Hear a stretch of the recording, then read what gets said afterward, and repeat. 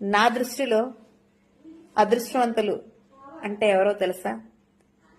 ఆస్తులు అంతస్తులు ఉన్నవాళ్ళు లేదా చేతి నిండా నోట్లు ఉన్నవాళ్ళు కాదు.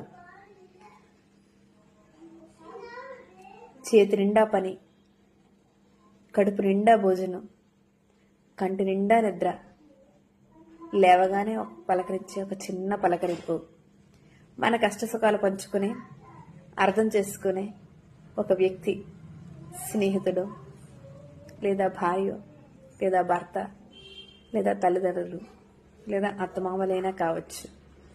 ఎవరైనా సరే మనకు ఉండగలిగితే అంతకన్నా అదృష్టవంతులు ఇంకెవరు ఉండరు అని నా అభిప్రాయం.